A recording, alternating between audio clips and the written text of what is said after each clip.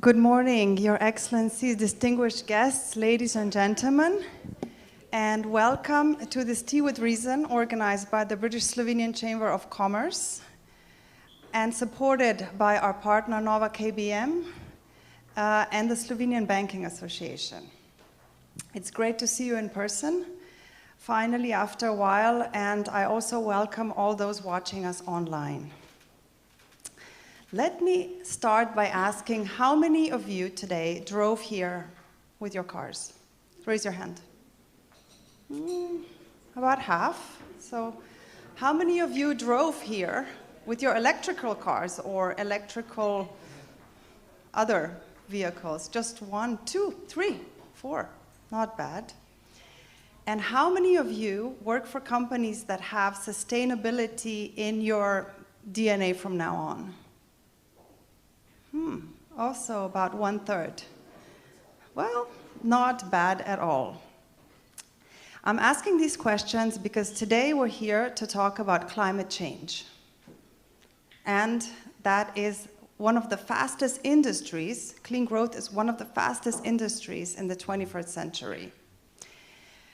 We're proud that our chamber has joined a campaign of 127 British chambers all over the world in a campaign for a greener future, which means you, companies, will have a voice and you will be able to tell others about your sustainability projects. We will also be asking you what you wish from your government and other governments, and we will take these policy asks and we will present them at the next big climate change conference, which will take place this November in Glasgow. And we expect a lot from this conference. It's the next big climate conference after Paris, with a lot of goals that we hope will change our climate. But I will keep all that for our for our first guest speaker this morning, and it's with great pleasure that I introduce Her Excellency, the British Ambassador to Slovenia, Ms. Tiffany Sadler.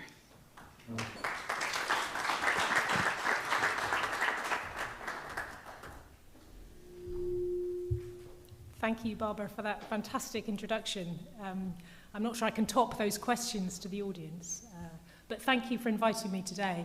I started here in Slovenia nearly a year ago, last October, and it's been a very, very odd year. I assumed I would come and do lots and lots of events like this, but actually I think this is the first one like this where I've talked to a group of people, as we are this morning. And what better subject to talk to you about than climate change and COP26? And who better to talk to about that subject than the business community, because you will be so vital to delivering change on climate change. You will be at the forefront of that, and it's wonderful to hear about Barbara's plans on Chambers Unite. So I'm going to talk through three issues this morning, and the first of those is why climate change should matter to you and your companies. So that will be the hard sell. Well, I'll be talking to you about why it matters. Now, I think most of you have a strong sense of that already, but I want to add some thoughts on that. Then I'll go into a little bit of detail about what is happening in Glasgow at the beginning of November, as Barbara mentioned, and also how the UK and Slovenia are working together on climate change, because one of my observations in my year here is how many different areas we are working on climate change together, whether it's scientists, whether it's industry, whether it's as governments. And finally, I'll talk a little bit about the how and how you as companies can get involved. And Barbara's already touched a little bit on that. So first of all, the why. Why should climate change matter to you and to your companies? So for me, there are two sides to this particular coin. And the first one is the moral case. If we don't take action to tackle climate change now, there will be irreversible change. We know that because the scientists tell us. And if one thing that COVID has taught us, it's that we should be trusting scientists when they raise a warning flag. Barbara and myself and some of you also climbed Triglav just a couple of weeks ago, and we went up to see the glacier on the top of the mountain. And I have to say that I was profoundly saddened, actually. That glacier used to be the size of 50 football pitches, and now it is just a few patches of snow on the ground. So change is happening.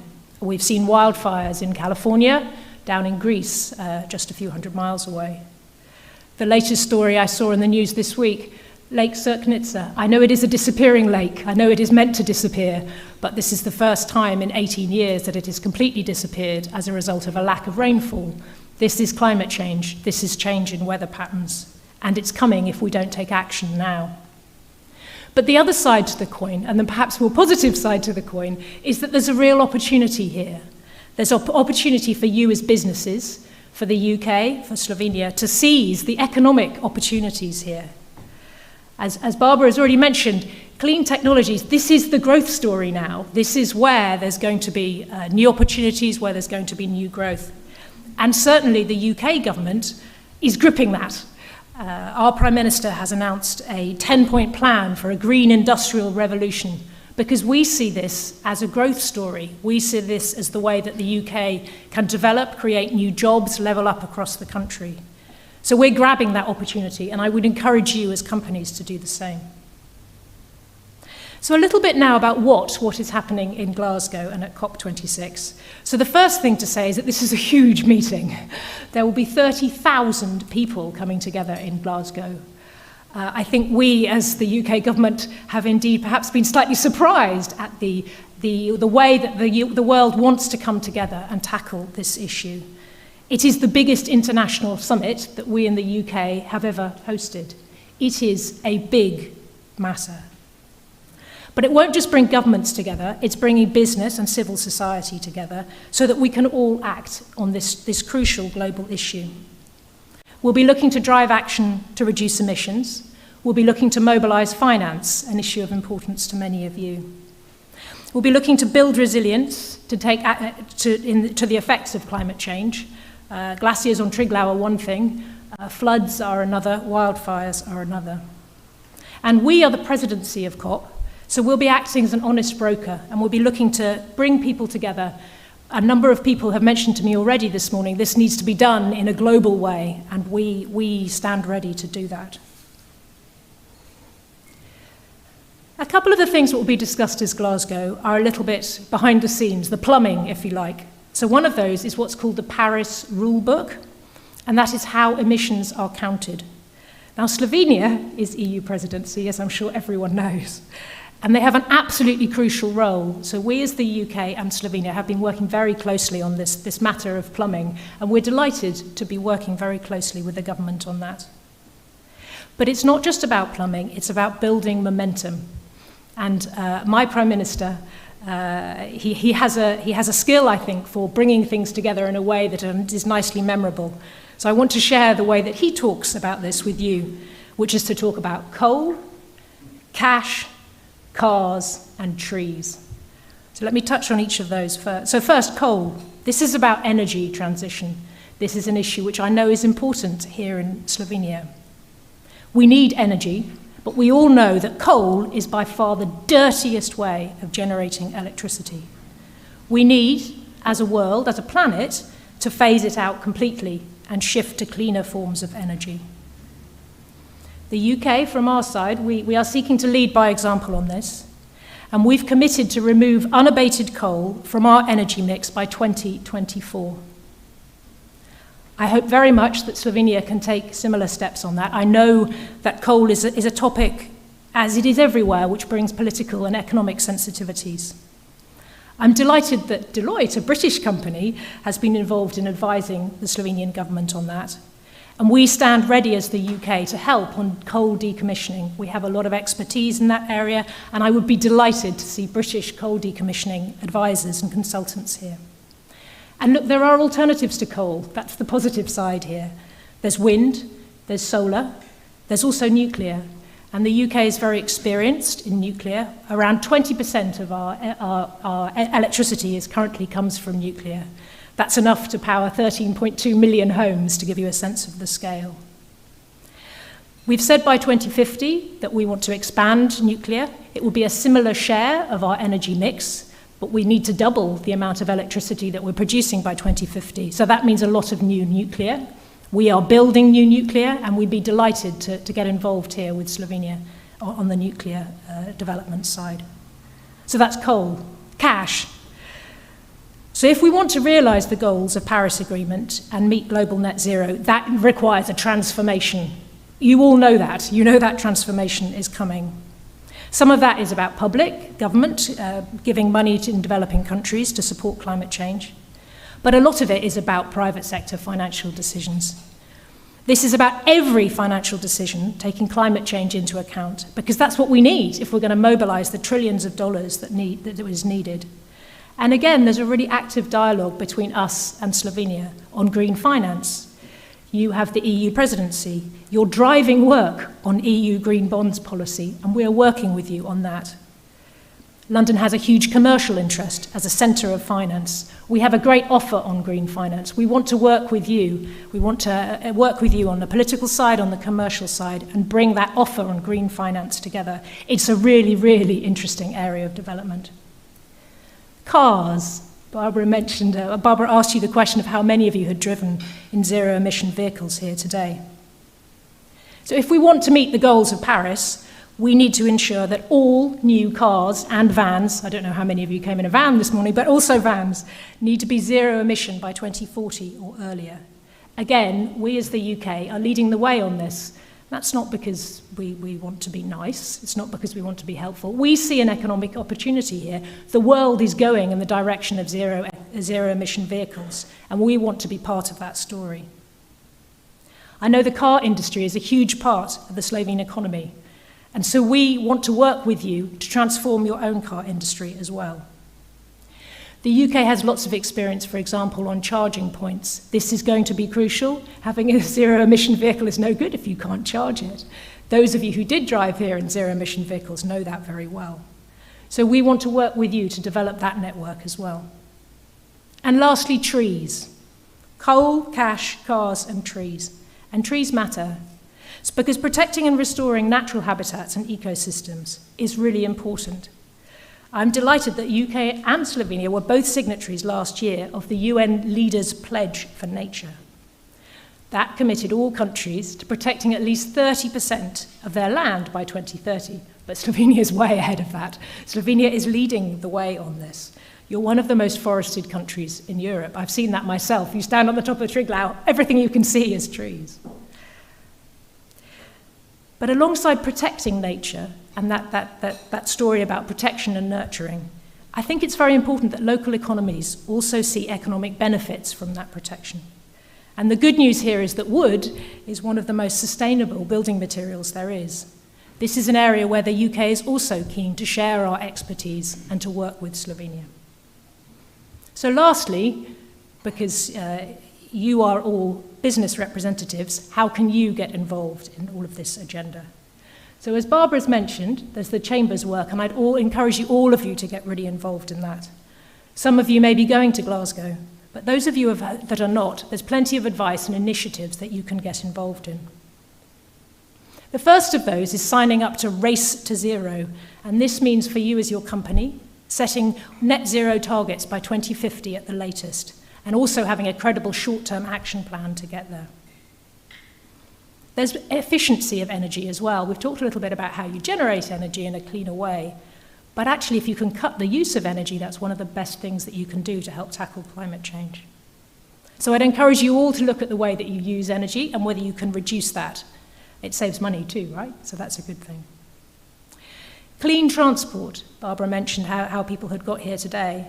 So those of you that have a large vehicle fleet, I'd encourage you to join the EV100 initiative. So that's committing to increasing your uptake of electric vehicles into your corporate fleet. Look at what you're doing with your suppliers. Look at placing requirements into service contracts for EV usage. Those of you that may be involved in vehicle manufacturing, and here in Slovenia there are a lot of those, think about committing to all your produced vehicles being zero emission by 2030. That's a big step, but as I say, it's in your economic interest. Finance, an issue close to many of your hearts. Think about how you can increase finance flows into clean infrastructure.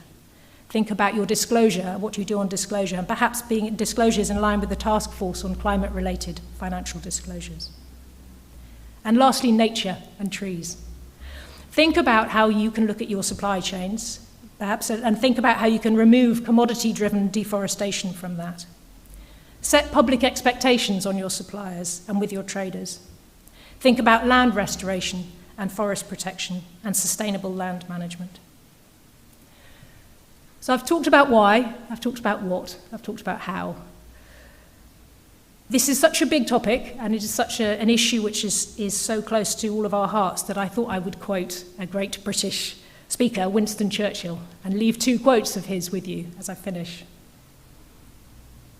The first one I wanted to say is that attitude, this is a quote from Winston Churchill, attitude is a little thing that makes a big difference.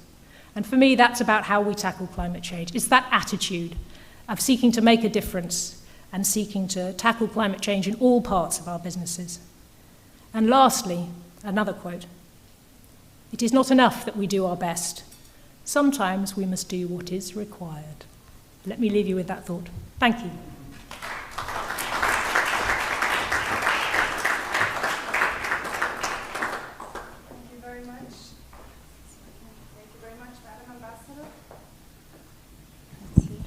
Thank you very much, Madam Ambassador. I really like these words that you mentioned in the beginning, green industrial revolution. That is the next revolution. Glasgow is indeed a very important conference, and one topic is cash. So government is looking to mobilize finance, and so today we're also going to talk about green finance, a very important topic in climate change, in supporting climate change. If we want to have this goal, net zero targets by 2050, government cannot do this on its own. It definitely needs to work together with business, and this is what we're going to discuss today. So it's my pleasure to introduce our moderator, Yuri Giacomelli, who will invite the panelists on stage, and he's the founder of Circular Business Academy and CEO of Giacomelli Media. I'll let you have the floor, Yuri.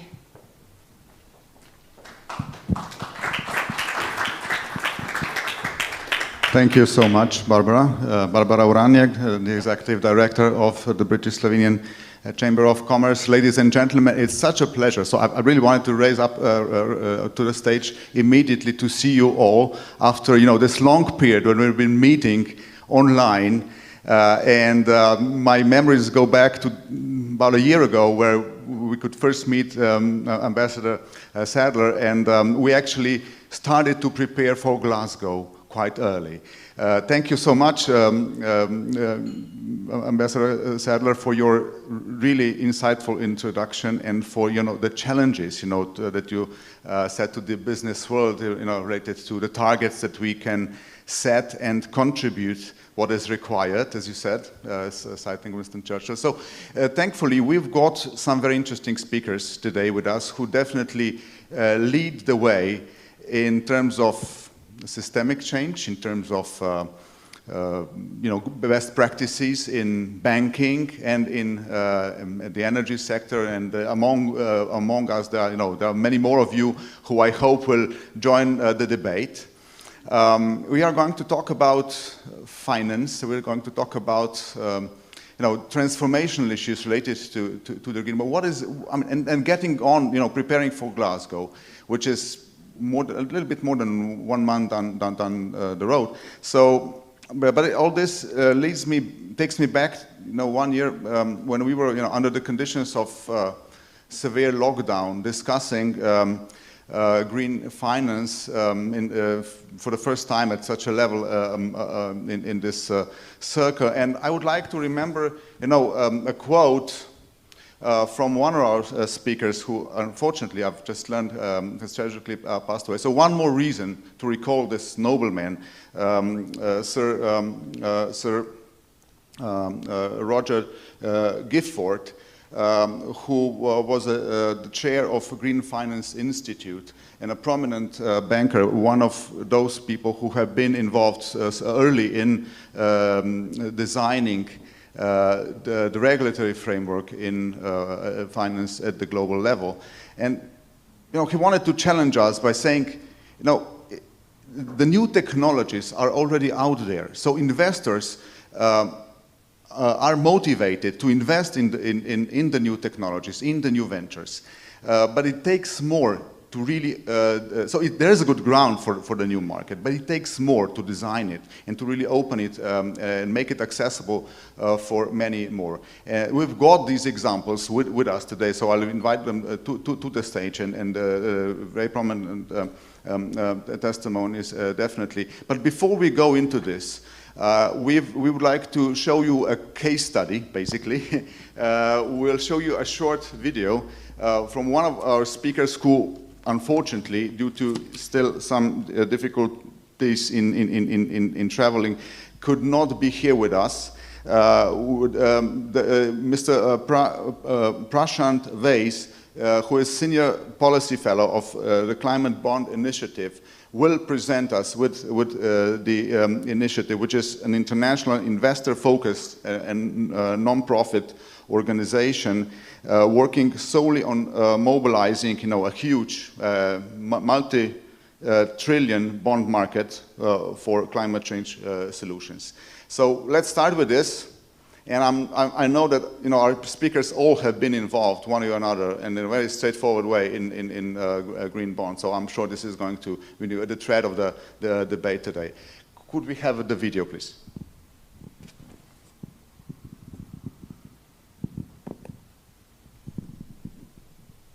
Good morning. My name is Prashant Vais. I'm a Senior Fellow at Climate Bonds Initiative, and I'm really, really happy to speak to you here today.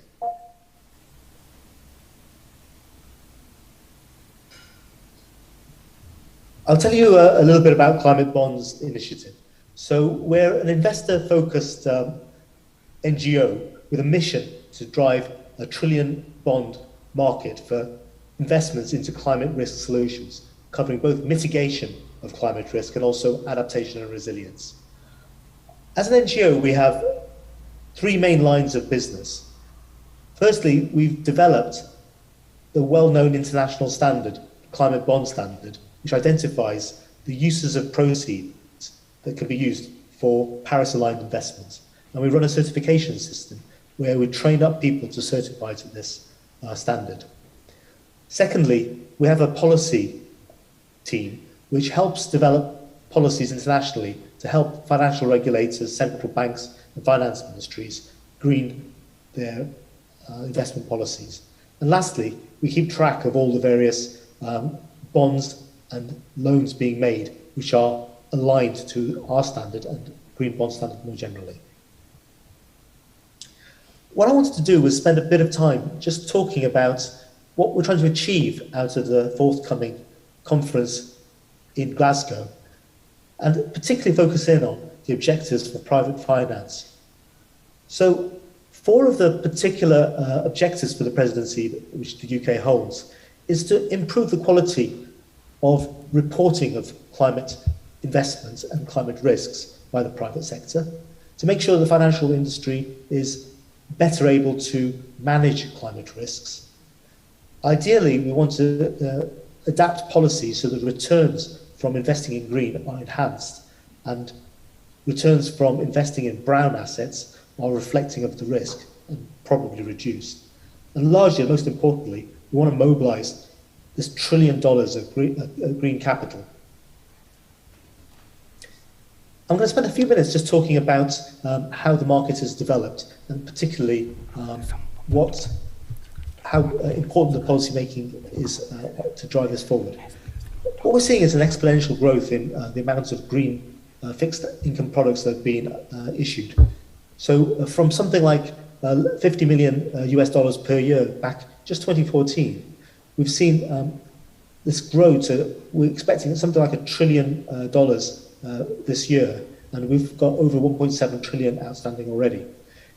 Historically, this has been dominated by green bond issuance, but especially with the pandemic, this has moved into sustainable bonds and also social bonds.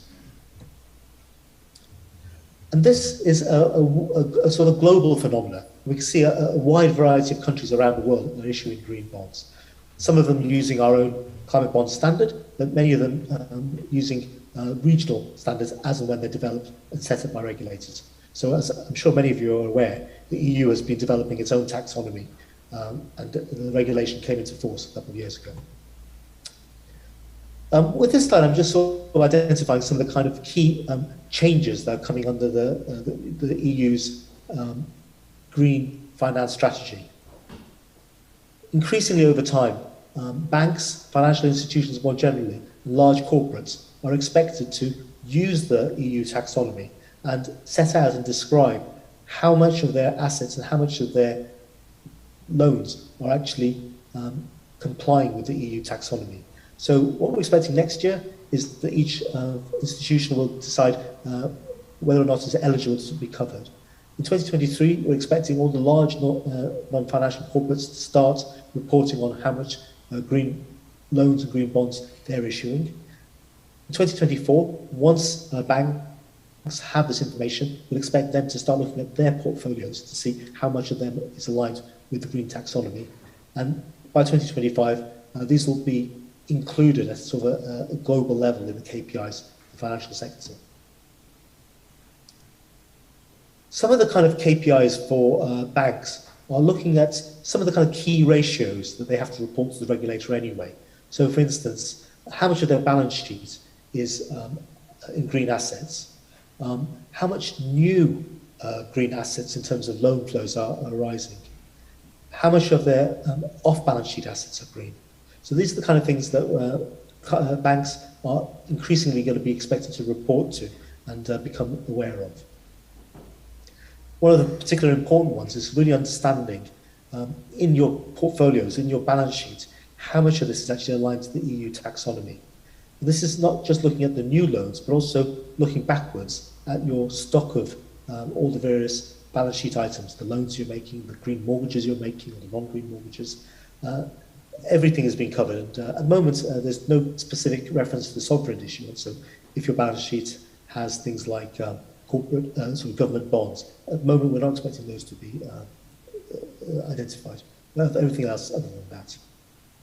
Anyway, that gives you an overview of some of the kind of exciting kind of requirements, both to identify your green assets, and more importantly, once this identification is done, increase the amounts that you're lending to green finance. Thank you very much.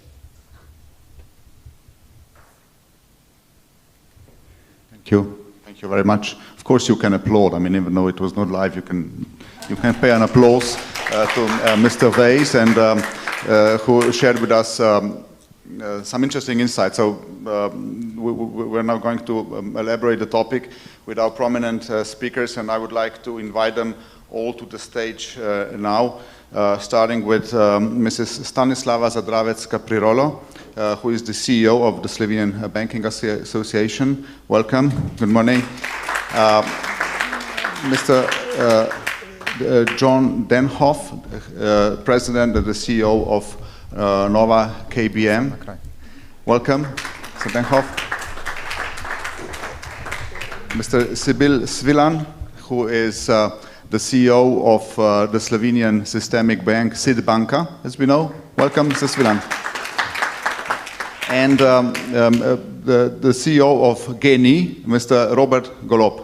Welcome, Mr. Golob. Yeah, okay, yeah, and there we go.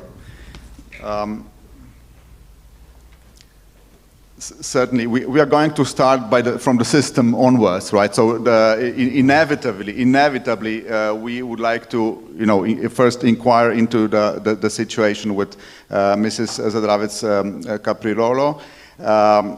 Could you please share with us a little bit, an update?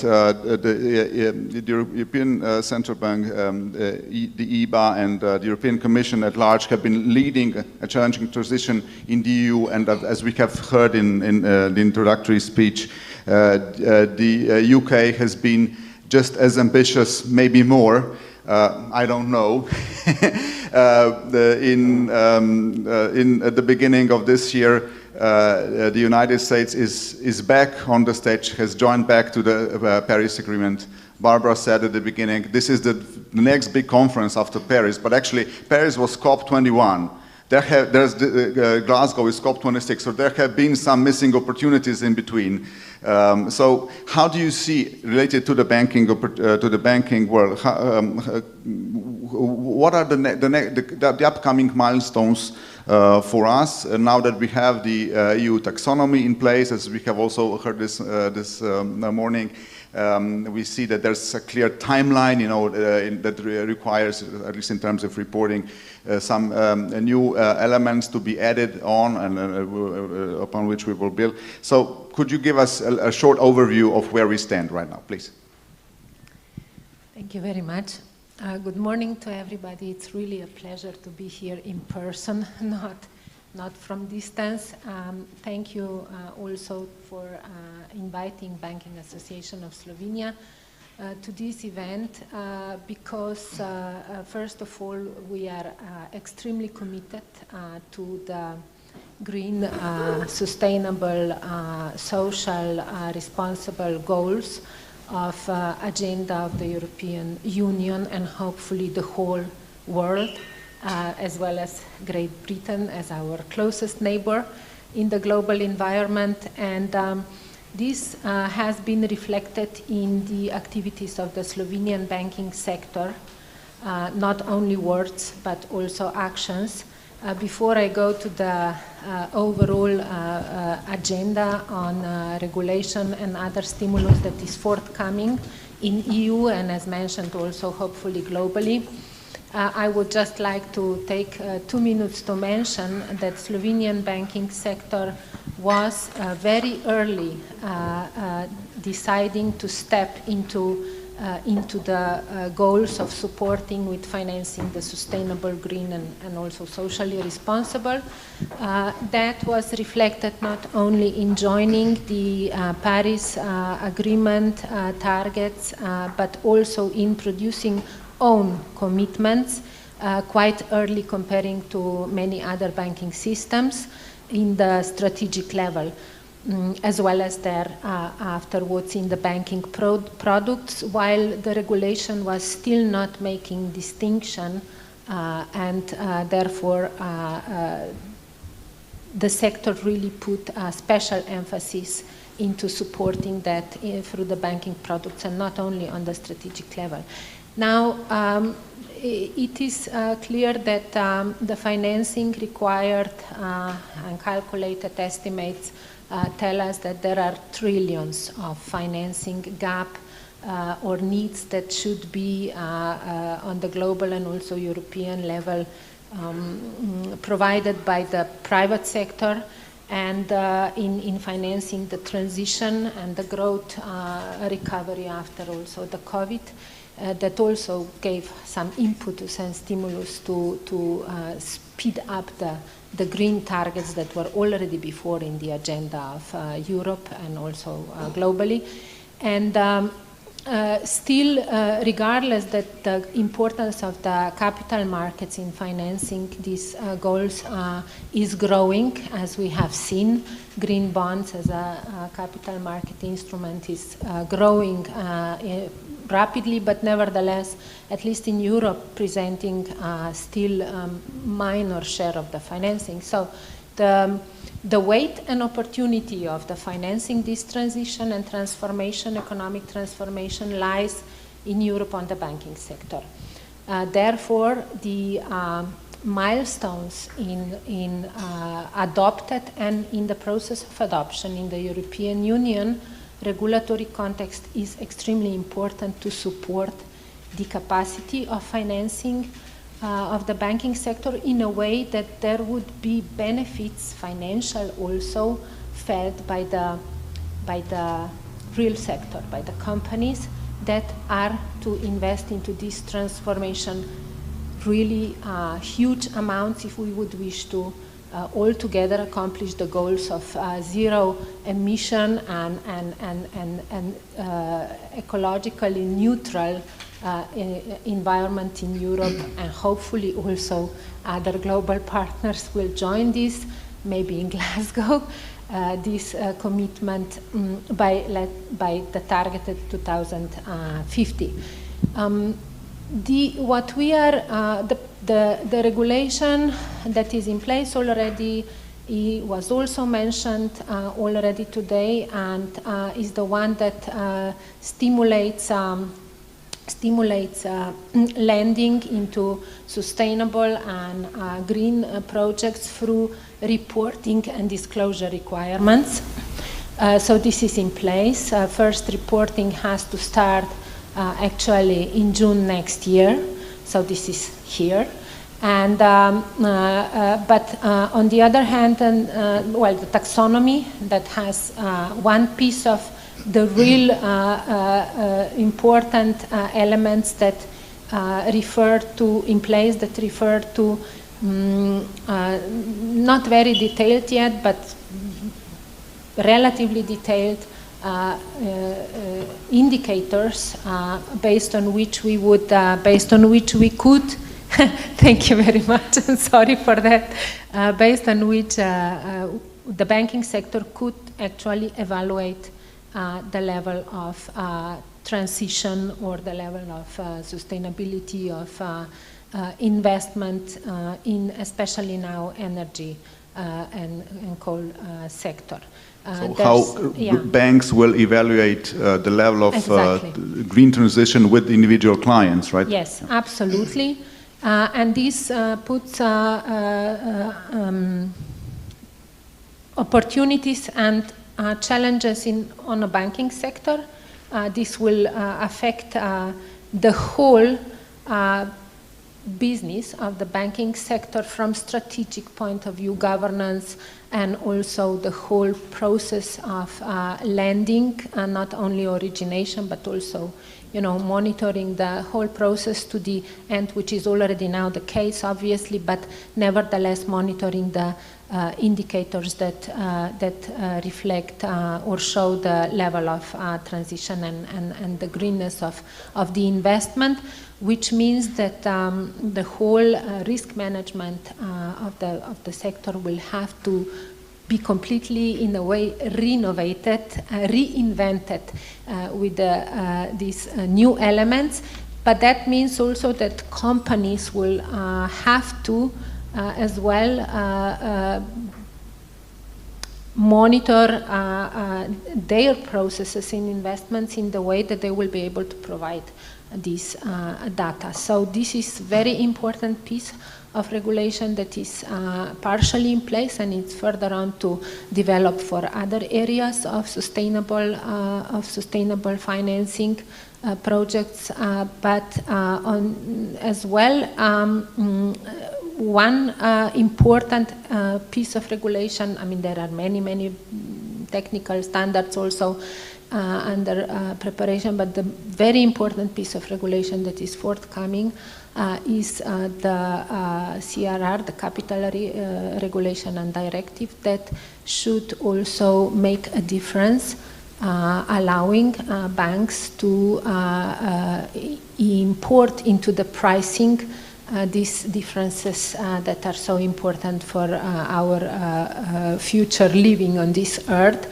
either through incentivating through the capital requirements that should be, let's say, lesser for the green investments, or penalizing, I would say, using this populistic word, brown investments, or maybe look for some more innovative ways, of which probably will not be found, because at the end the money has to be saved, or some industries have to be penalized through the costs at the end of that. Right.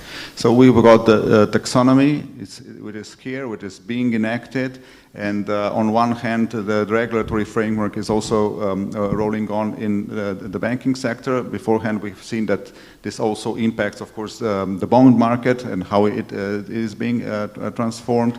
But so the relationship between the banking sector and the real sector will definitely also be a huge impulse for the real sector. So there's no escape, basically, but there's a huge opportunity of, arising from the regulatory side.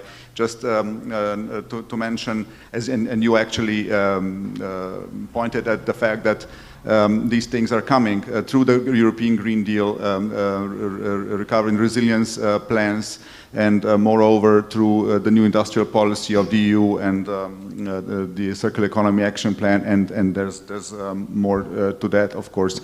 But certainly there are challenges in banks, and now we are going to move further to the two prominent bankers here at the table. I would like to know a little bit more about what you think about the transatlantic, engagement, but we'll come back to that. Before, I'd really like to ask Mr. Svilan.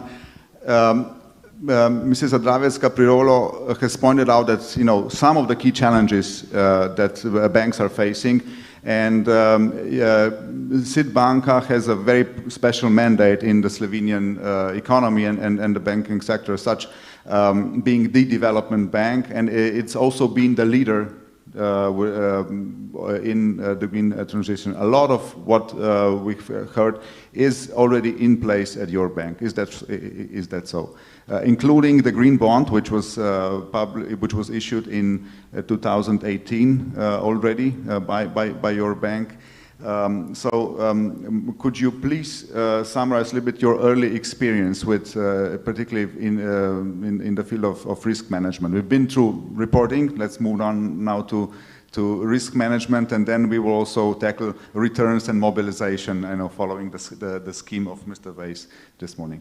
How do you see, particularly, standing from the risk management point of view, how do you see the developments and your early experience in this?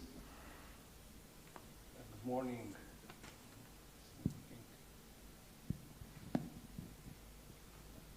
Good morning on behalf of SID Bank. We are in fact, let me say, not only development bank, but our bank core business is sustainability. And we did that long years ago. We started with sustainability and circular economy maybe more than 10 years ago, even in that time when these things were not so popular. And we tried to introduce that in Slovenian economy, not only in financial sector, but also into the, let me say, company environment, in sense of that, to see how it's possible to finance and to ensure, because we are also acting as an export credit agency, how to ensure this business in sense to be sustainable. And of course, our experience of this 10 years is very, I will say, different from that, maybe what is on a first stage, because let me say, we have seen a lot. We have been acting on many places, not only in financial activities of different financial instruments, but also we have undersigned the Paris Agreement as one of the development bank in our club. But I will say following, today we are all agree about that, what is to do and how to do. We have also the taxonomy, we have also regulations, as Mrs. Zdravec already told you. But the key question is how to get there, how to get to zero, let me say net zero. And this is the main challenge and the main risk which we see, because you can put on a paper a lot of things. We did also 10 years ago, but we didn't realize a lot of that things which we would like to do it. Now, talking about that, how to get there, from our experience, of course, there are three main challenges which we have to take into the consideration. The first one is, of course, that the financial instruments are just one part of that, but you need to come there. Because you can finance, and banks we have really very, very important role in that, but we are not alone, and we cannot do it alone. So the first question is what kind of instruments you are using. And this is our experience in this case, that maybe there are quite big differences among states and of course also instruments they are using by financial institutions. I will be a little bit more short because we don't have a lot of time, but just for example, if you compare Slovenia to other countries in Europe and of course also in the world, you will see that other countries are using more instruments that are based on blending, on risk sharing, and subsidizing some of the interest rates or guarantees for risk sharing and similar things. What here in Slovenia is used are more grants. Now, the difference is very, very important because grants are in fact somehow one-off effects. You are using them just once. And you can support some of the industries or some of the companies with the grants. But it's much more important to have these blending instruments which you can combine with, let me say, public money, which is used in that, and with private money. Why is that so important? Because you have to crowd in the private money. And private money is based on economical, I will say, principles. And if you don't have economical principles, then you can make some of the, I will say, projects which could not lead to that what we want. We will not get there with subsidies. So you have to have really good instruments which will be used in this sense. What we are using in Citibank is so-called financial engineering. That is blending, combining public funds with the private money and our money. And we combine that for years in so special funds of funds, which is distributing this money to the different levels and different companies in sense of energy efficiency. And we have some great examples we will be told later on. With Geni, we did something, and so on and so forth. The same is also for other things in transition. Especially important is that companies change the business models, because existing business models are more or less brown. As at the beginning was asked who is driving cars and so on and so forth. So I will say most of us, we are also brown. We have to take chance to think in this direction, how to change our business model, how to change our behavior. Now, going on the second question, that was risk management. This is even more important. Namely, we bankers, we are more or less dealing with risks. And these risks are normally so-called linear risks, which we all know. I mean, what means that is that, in fact, you are financial risk in this size. Now, this risk of transition, this risk of climate change are not linear risk. It's a circular risk, are different, are much more important, and it's not easy to assess them. It's not easy to do it like one. What we did years ago, 10 years ago in Citibank, we started with so-called 5-balance scoring. And we prepared different balances, not just finance balance. It's a balance about how to use sources. And do you know that the main problem in this transition is how to use sources on one side and how to do it with the sinks on other sides. So this is something what we try to do as a risk management at the beginning and to assess this 5-balance scoring for the companies. Of course, that's not enough. And today's question is, of course, how to make this new, it was already said, new risk management. Namely, it's really about new risk management, in change in minds. How you assess the climate change, how do you assess some additional things that were not there before. And the main challenge is how to integrate these things in risk management of the banks. Now, I will mention, if you allow me just a few words more, I will mention 3 big problems that we see or saw in the last 10 years. The first one is data. How you will get data about that? We have, in, let me say, our company, already these 5 balances for 10 years. We have done also together with you some special questionnaires and those things. But of course, you don't get all clear data about that. This is first question, how you can force, I will say, the companies that will present you the right data. Because if you don't have the right data, you cannot do it the second stage, that is assessment of this risk. The right assessment, what is going on. Because if the company will tell you that they do something green, but in fact they didn't, you are anyway outlost. Then the third problem is the methodology. What kind of methodology we will use. So we put in this 5-balance score some methodologies, but we find out that these methodologies could not make a difference. Because why? Because a lot of companies doesn't accept that. Because if you say, let me go in this direction, how many companies are prepared to do everything in sense of sustainability? You will get answer in Slovenia about 20%, not more. What that means? That means that you have 70–75% of companies that you have to change the mindset, change the other things. Now, here is coming the next problem. That is, what kind of benchmarking you are putting. If you're putting this benchmark in sense of 1.5 Celsius, degrees in this sense, is that acceptable for all? And if you don't put it, then it's the question how you will then assess these things. So this is the point number 2, which is very important, and this risk management is changing now rapidly. And we are trying to help that also to the companies, and also we, I would say, cooperate in the banking association, because we also, let me say, increase these things and put forward also 5 balance scoring to the new ECG questionnaire, about 30 questions that to get this money. Last but not least is the question of reporting. And the reporting that was already present about the KPIs and those things, how to put that, that's a big challenge. Now, last part, as you ask, is what the financial institutions can do to really get there in 20 years. And I will give you my personal view that financial institutions from banking side, which you are presenting, and Mr. Denholm, are definitely not enough. Why not? There are 2 reasons for that. One reason is the money itself is not enough. The main challenge is risk sharing. And risk sharing is the only thing that brings you there.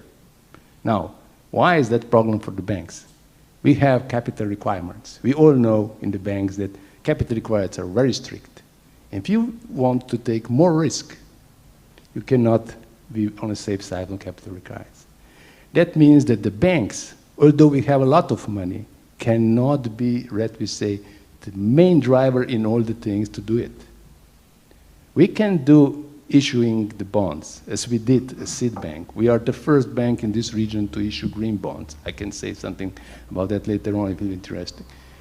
But this is not the main challenge. The main challenge is how to bring the projects on their side and how to deal with risks. Now, who is dealing with risk? Except the banks. Capital markets. And capital markets is dealing with the risk much more efficient than the banks. Why? Because the main reason of capital market is to share the risk. Why? If you want to make the transition, you need new technologies. You need new business models, as I said. And these new technologies means taking a lot of risk. Because you cannot do it that without taking immense risk. And to take risk, that is capital market functioning order. And London is typical example of that, which is, I would say, done that excellent. You are doing the job in this sense, maybe number 1 or maybe number 2 in the world. And this is the case where definitely it's necessary to be aware how to improve this on a capital market. Because sharing risk means including, crowding in private money. Now let me see the Slovenian situation. We have 23 billions of deposits. And Mr. Denholm will tell you later on how big problem is that, because he doesn't know what to do with that. But the problem is, in fact, how to crowd in these people in these investments. Because if we want to really to do changes, then we have to put people on stake, and they have to participate. And they will probably not participate through the banks. We can issue the green bonds, but they have to buy these green bonds. And that's the reason why the capital market and risk sharing in this sense is the very, very important things if you want to get there. Because this is the way how you can improve the technology development in the world. Last but not least, technology is not enough. Technology will not solve all the problems, as the bankers will not solve the problems. The main change is the mindset change. Namely, we have to know that we have to change our behavior. Technology will not change everything. And now I'm coming to question to you, what kind of instruments we need to change our behavior? Maybe these are not the financial one, but maybe they are. I will stop here in interest of time. Thank you so much. This was very insightful, and thank you for the final question, not just a rhetoric one.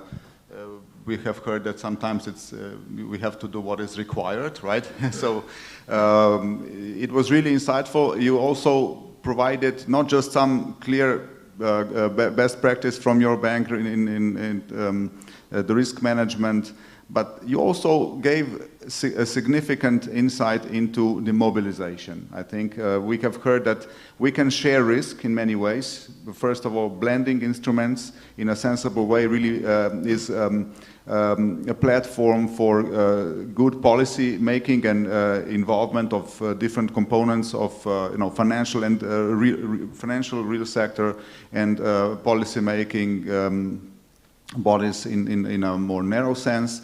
You have provided some answers to how you can price your services, distinguishing well between, as we popularly say, green and brown. And you are actually well ahead, so I really hope that your good practices can be distributed widely across the economy. As we know, it takes time, and certainly we cannot do it alone. Now I would like to move on to our next speaker from the banking world, Mr. John Denhoff, the president and the CEO of Nova KBM.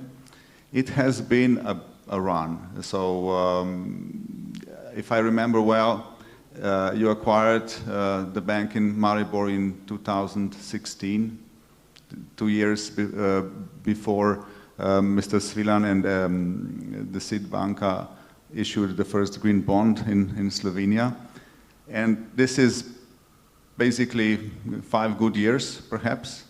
And you've risen from less than 10% market share, if I remember well, to more than double than that. So congratulations. It's been a big run. But I've got the feeling that wherever I come and there's one of your colleagues speaking, this is the first time that I have a opportunity to speak to you, there's some good practice, to be cited from what you've been doing. It's not just that the overhauling of a financial institution in a very short period of time. So we would like to inquire a little bit more, also into the good practices in your ECG governance and. But first of all, how did you do it? I mean, how is it possible?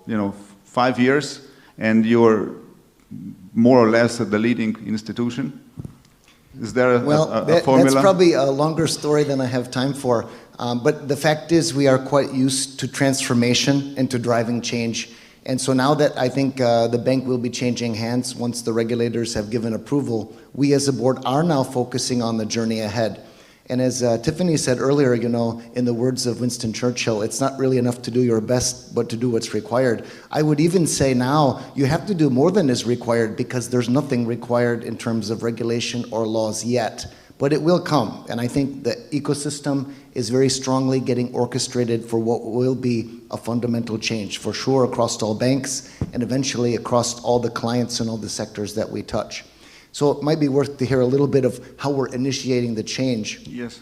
But make no mistake, we are not a leader in Europe or in the world. Initiating the change on the green governance. We're taking the first small step of what I consider a really long marathon ahead. So let's just stress maybe one key point is there's a lot of work ahead, but every long journey begins with the first step. So our board and our bank is really committed to this change personally. And I think our motivation is simple. It's because we want to leave a legacy in this place, a better bank, a better business, a set of people who learned a lot, and importantly, we want to leave the nature and the climate better than we found it. So this is something that motivates us to do something. So then we said, as a board, we need to set up a proper governance. If you don't lead by example and make a big deal out of it, then your people certainly will not. And your clients certainly will do so even less. So you have to walk the talk, as many people like to say. So we set up a formal steering that's part of our bank governance. It's audited, it's visible, it's transparent. The regulators see the minutes. And that's one way we keep ourselves honest. So we set up a climate change and sustainability committee. We meet regularly. We have a lot of work streams that are now initiating. And much of the work that Sybil referred to is actually commencing at our end. We have a lot to do internally. But first you have to set up the governance. The second thing we did was we looked outside the bank. Who can we learn from? We joined recently CAFI. This is Climate Action for Financial Institutions Initiative. Also joining this particular forum as the Chambers Unite. These are good examples of places where you can learn from people who have the same problems. The CAFI, it's about 50 of the leading financial institutions in the world. So some of them have been working on this challenge much longer than us, 5 years, 10 years even. And so we can take best practices from them. We can work together. We can lobby together. And we can actually share a lot of experiences that are very relevant. So as we get going, we already see we managed since 2018 till now to reduce our Scope 1 and Scope 2 emissions by 36%. Mainly that was through deleveraging real estate, reducing paper, digitizing the business, reducing consumption, reducing car fleet, and just trying to focus on what also were very good business basics. But the real challenge that is really Scope 3, where you have to impact your core business and you have to actually impact the clients we lend to. So as banks, we are the supermarket for money. So we do touch every single person in every single sector. And I think one thing that we were proud of, just to give you one example, is we reduced in our branches 80% of the paper we use. So I actually had the team add it up. It's 4,250 kilometers of paper if you line up the sheets, which is one round trip from Ljubljana to Glasgow and back. And this is just one example we did more for client convenience, but it has a byproduct. You actually start to reduce your carbon intensity or your carbon emission. So that's the ultimate role and mission we have as a board is through this committee. We want to drive awareness, and then we want to actually incorporate into the credit process real change around ESG. So on the Scope 3 emissions, we are doing what a lot of banks are doing. We're using a lot of self-reported data from clients, but we're also cross-checking it with publicly available data. And we've taken some strategic decisions like, for example, EBA restricted list companies. These are big polluters. We will not work with them. We lose business. Probably that business goes somewhere else, but we have to make a change leading by example. And sometimes you have to let even a good paying client walk away if it's not fitting into your strategy. But maybe more importantly, there's a lot of high-risk, ESG high-risk companies that we do work with, and we will finance them if they're trying to greenify themselves in the right way.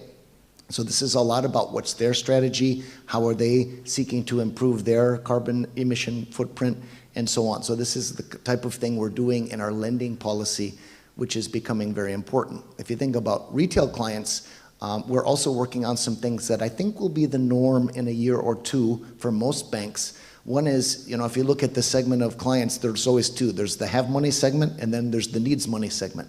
So the have money segment, they're investing, and they typically want to do the right thing. If you offer them green bonds or green mutual funds, they're happy to take them. But the big joke is there's 50 shades of green, just like the movie 50 Shades of Grey, because a lot of funds claim to be green. So what are we doing? We're actually setting up our own assessment framework. So there will be a Nova KBM overlay where we'll say, okay, this one claims to be green. It's not based on our standards. This one claims to be green, and it is dark green based on our standards. So we will make that information and our assessment available to clients.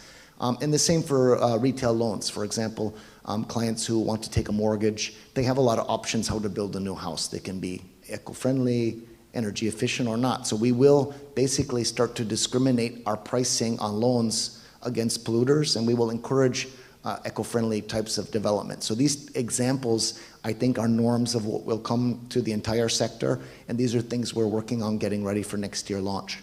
Well, so it is a credit process, of course, that where it starts, but banking is a relationship business, and changing mindset is a relationship issue, right? I mean, you can have whatever mindset you want, as long as you're alone in the room, nobody would be affected. But what you're describing is really getting into the change of mindset with your clients together, right? And I would like to, if you could share a little bit more how you envision this and how is it going through the first steps. You're saying that you actually share your client assessments with them and actually advise them, if I understand well, this, by sharing information. How will this further evolve? Well, if you think about banking, it really is a people business. At the end of the day, take Corona pandemic, you're advising clients all the time how to stay profitable, how to manage their costs, what's the cost of money, what are the trends. So it's not a stretch to bring ESG into the equation. And so this is something we can do because we control the price of money, we control access to funds, and we underwrite the loans. As Sybil said, we're taking risk. So we can trade some of that risk around the type of transformation we would like our clients to make. Just like with our staff, as I said, if you make a big deal out of it, people will follow. And I think the other banks will follow us, so I don't think we'll be an outlier. We just want to, follow the trend and lead the trend. But I do think it will be good business as well. So if you're the first to have green products on the shelf, clients who have that inclination to buy them will come to you first. So it's something that can be a race in a positive sense. But at the end of the day, it's our responsibility, and we're part of the community we live in. So you have to put the burden to some extent onto your clients. And this is what we talked about. Risk sharing also means having dialogue. It means explaining the context. And I heard Sybil say, okay, maybe 20% of the clients used to apply. I think that number will tend to be going up in the future. Most of the clients I talk to, and almost all the shareholders I talk to, are actually becoming more and more onboarded to this. They just don't know what it means for them today. But anyway, there's a long journey ahead. And maybe just one more aspect, and I could turn the mic over to somebody else, but this whole area of green finance is also very interesting for banks.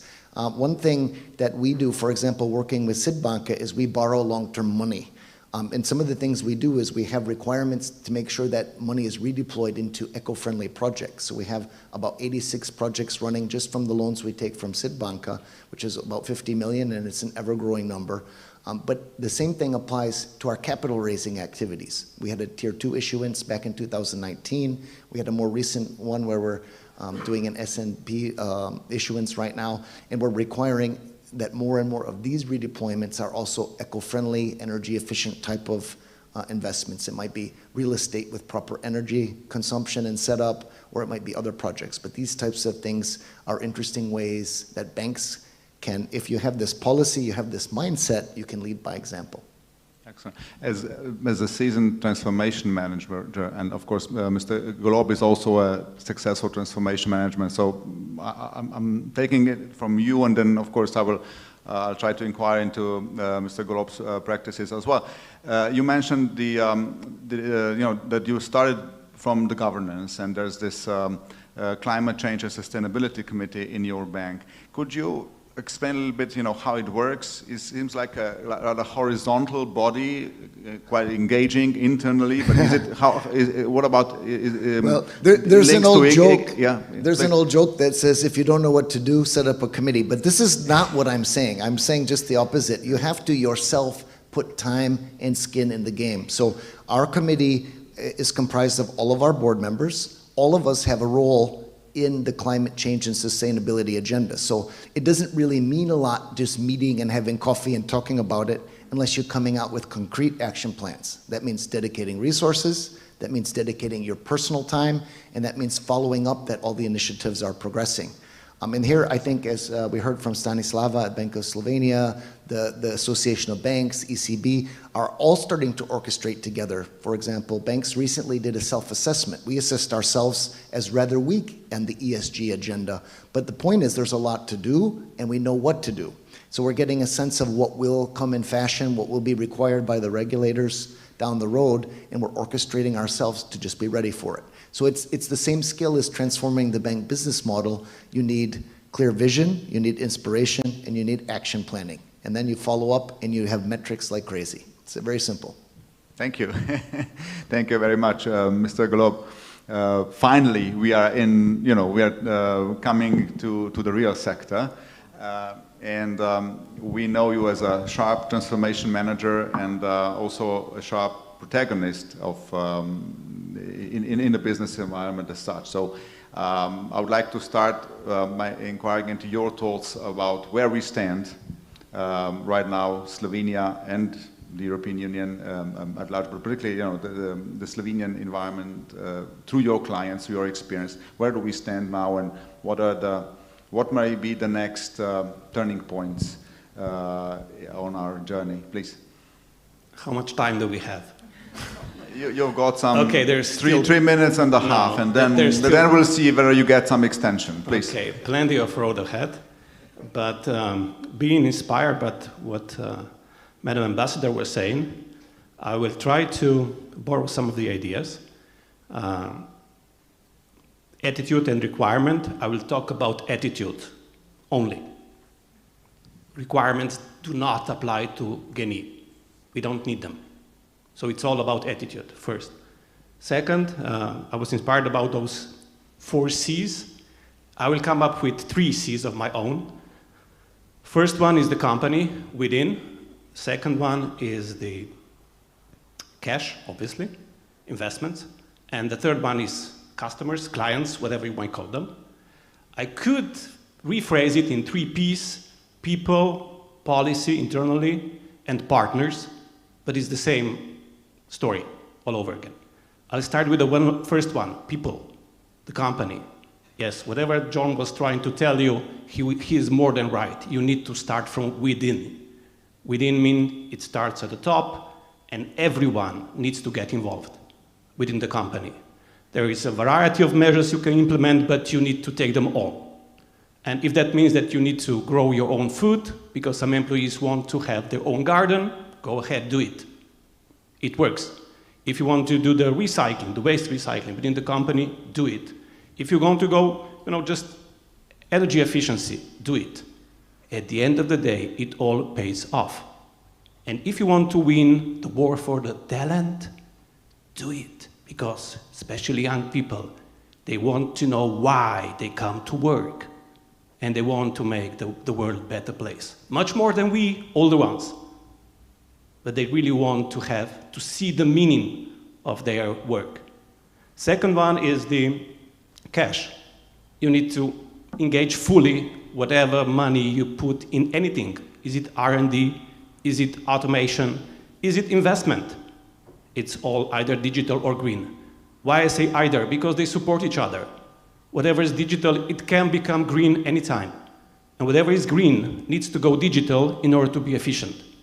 So you do, and whichever money you invest, you just invest in those 2. And the risks that Sibyl was speaking about, they're really not so big. Really, my personal opinion is there is more risk sticking to your existing business model, because linear risk management doesn't work. Whenever a black swan is on the horizon, it just poof, all the policies, they just go off. And there is less risk in being progressive and being proactive than staying put all the time. You can apply it to your private life, and of course you understand when I'm speaking. The same goes to business. And the third one is the customers.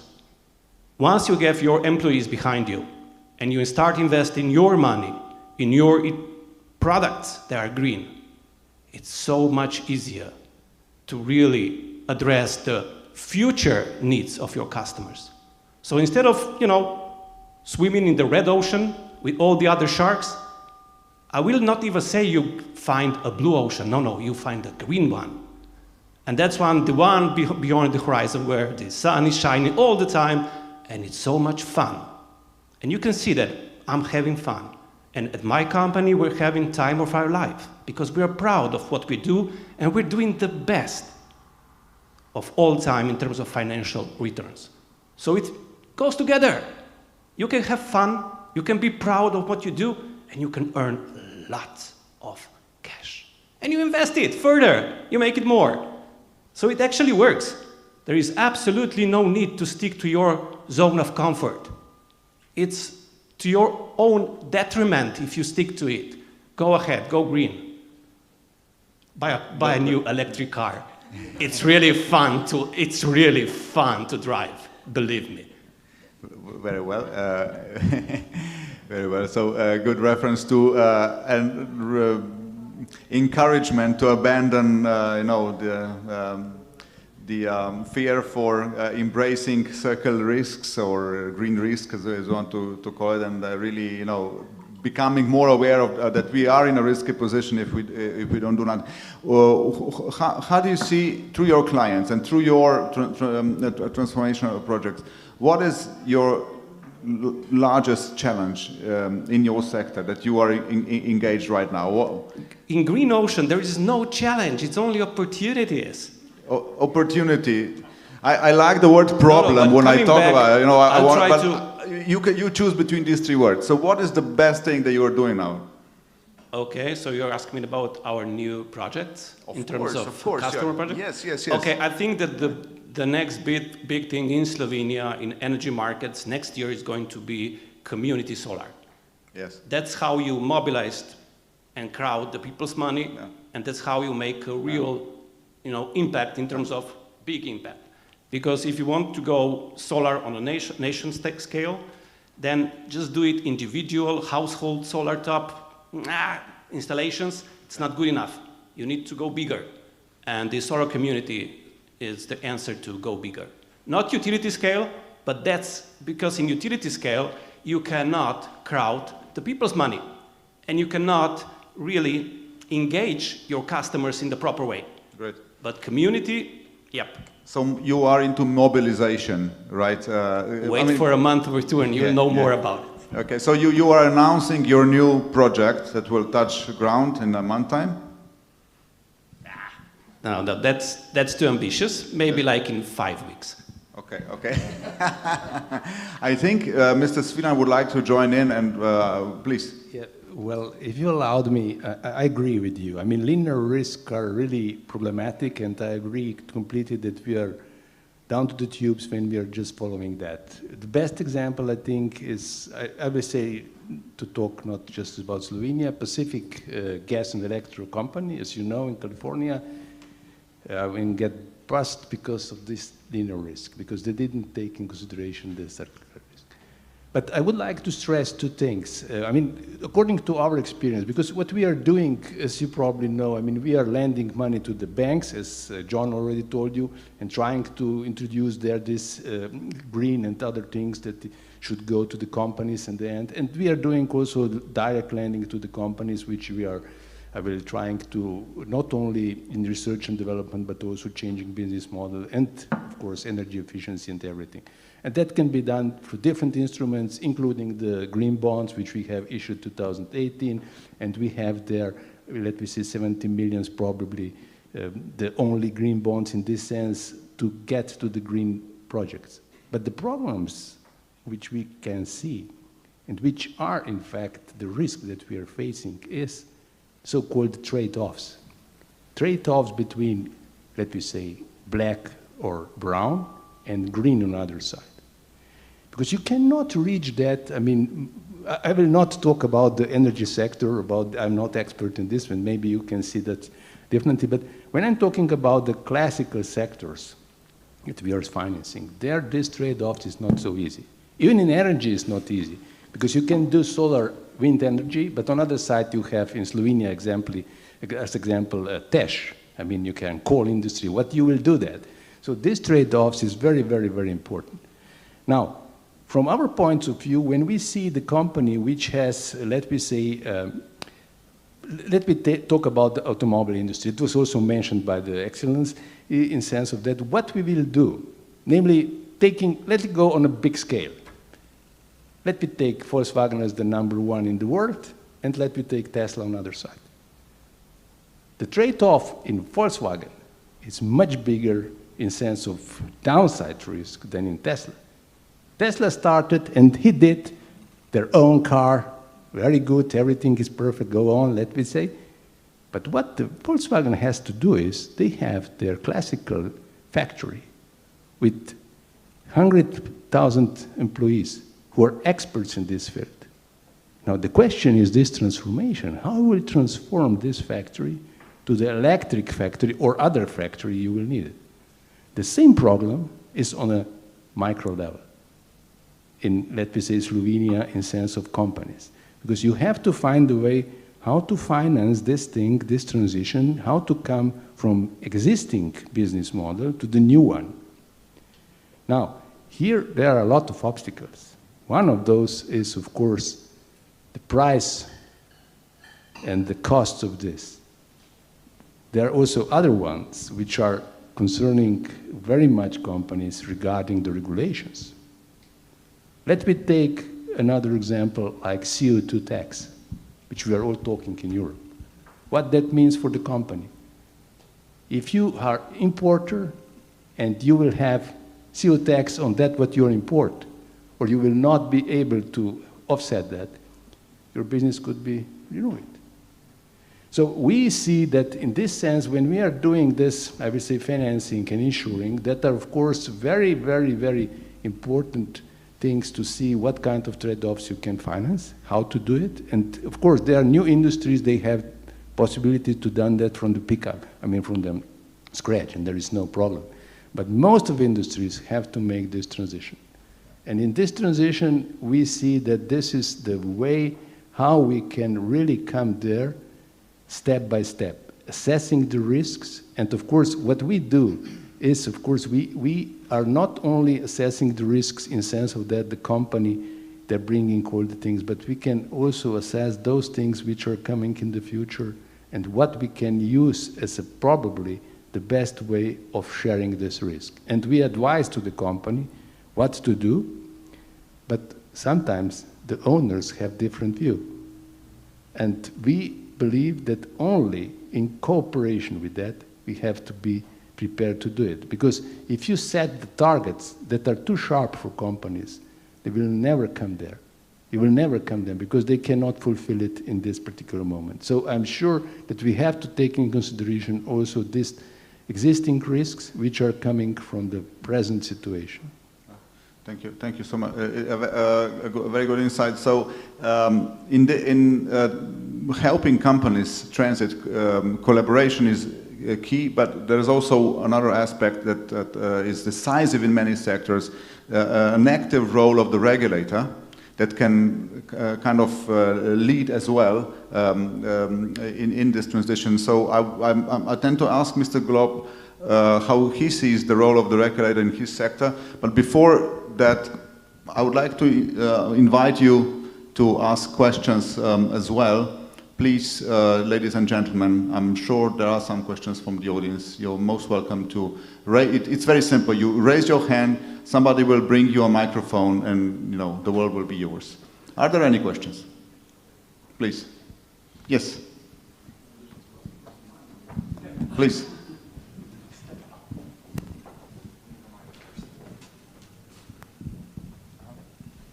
Who's asking? Chris.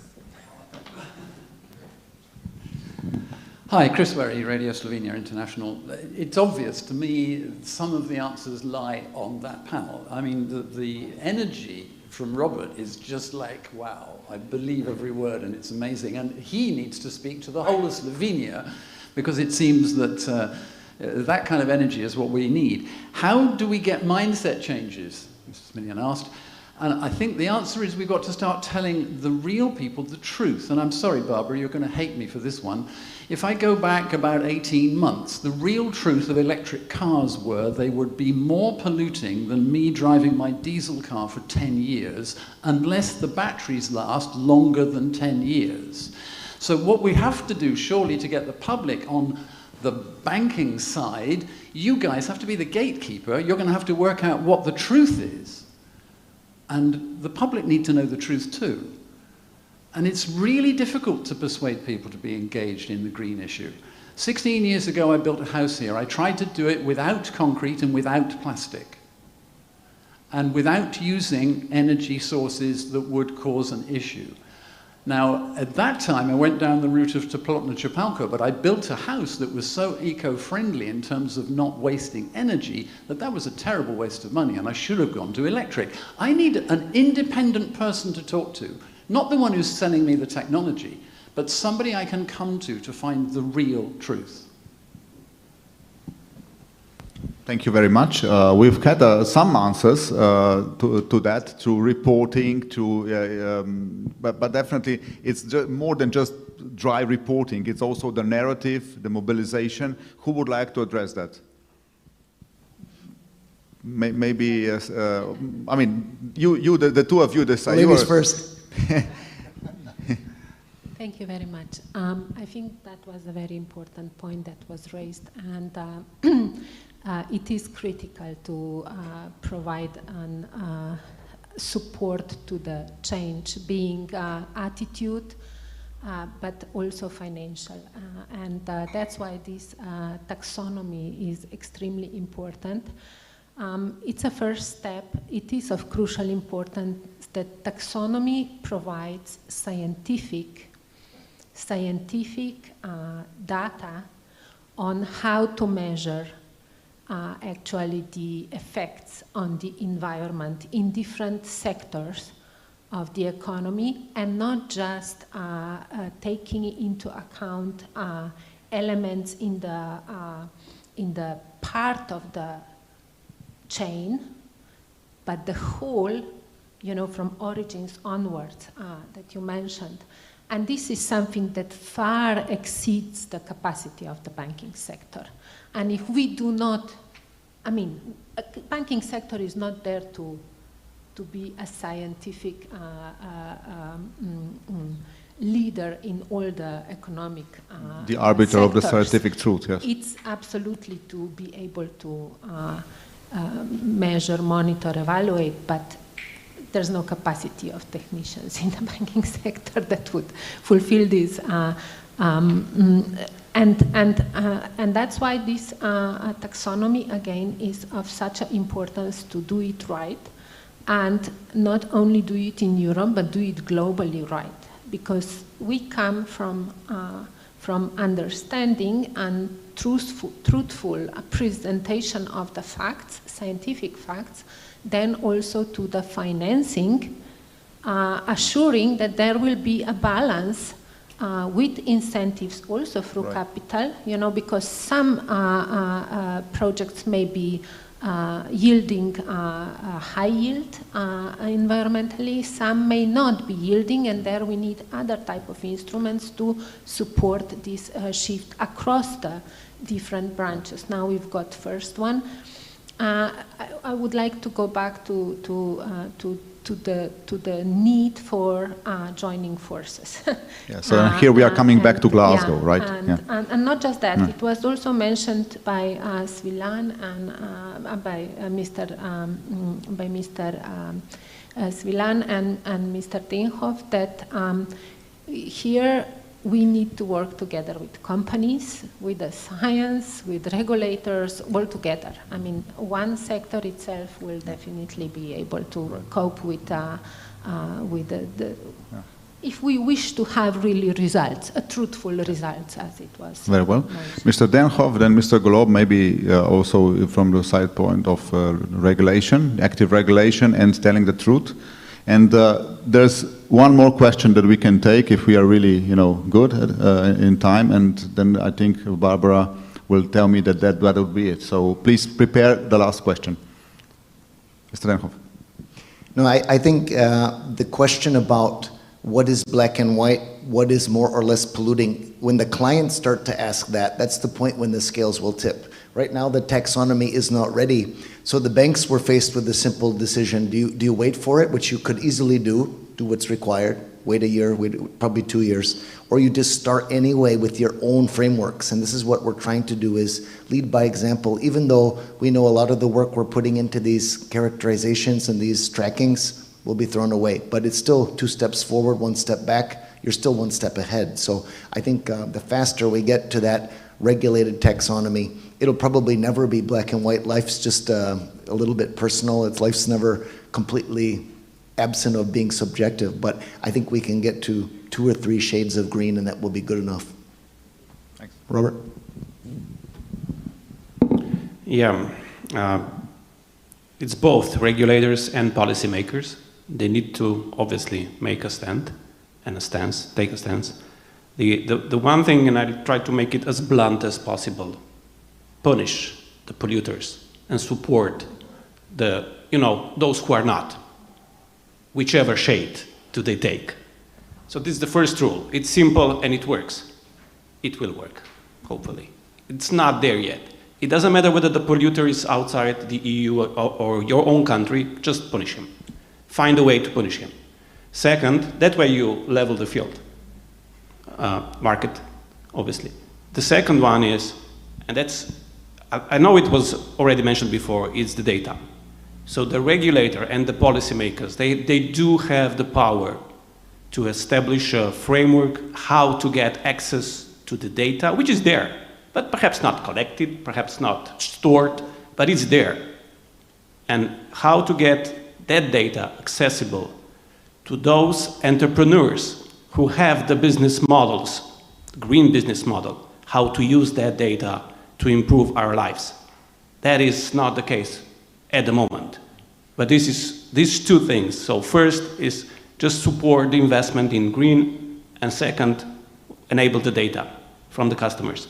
And this is something which will definitely, just drive the changes. Understand. And Mr. Svilan, I think he would also add, and incentivize the trade-off, those who are in the deepest trade-offs, right?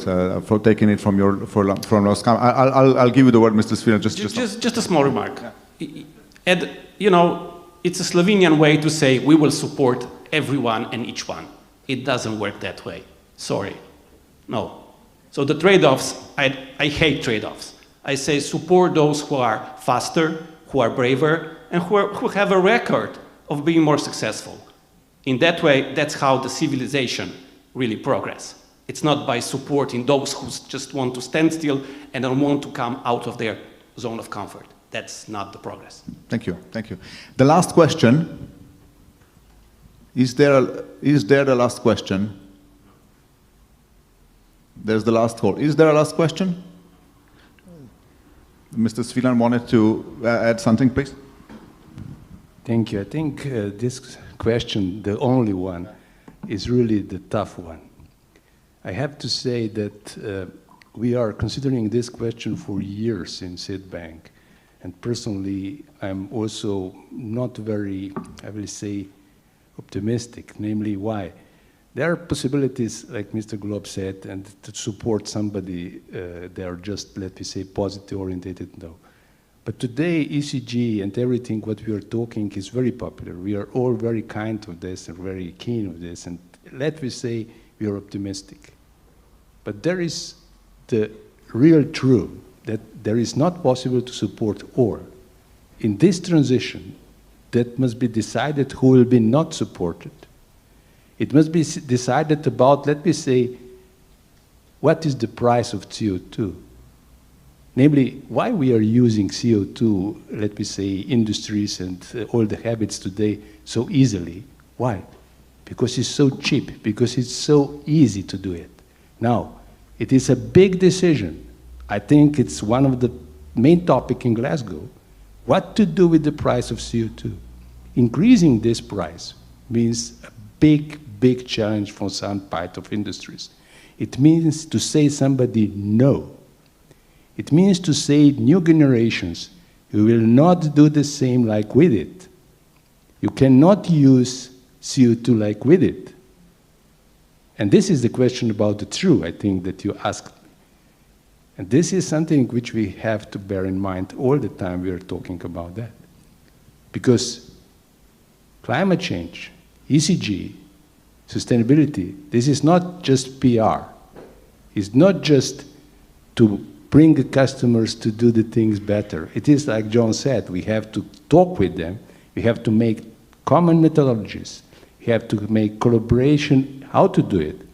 And in this case, the main and the most important thing is telling them the truth. Because the technological change will be long term. Everything what we are financing is 20 years. So in 20 years there will be change. What about in the middle? What about that, what we can do? So we have to be brave to tell our customer, our children, and to the world what exactly that means if we want to make this transition and to get there in 2050 to be net zero. Thank you very much. If you agree, I think this was the conclusion. This was very well put conclusion of this, I believe, very insightful dialogue. I would like to thank to all the speakers, Mrs. Zadravec-Capirolo, Mr. Svilan, Mr. Denhoff, and Mr. Golob for being here with us and sharing their views, their experience, and their motivation for what sometimes we simply have to do. And thank you, Yuri, for great moderation as well. But I would like also to say thank you for the wonderful introduction to the ambassador, and you've been a wonderful audience. Thank you so much for your attentive listening, your question, and thank you, Barbara, for organizing all this with your crew, which was not an easy job. We've also had a speaker from remote, and we've been followed not just by this wonderful audience, but also through all those who are with us online, and we also wave to them, of course. Thank you.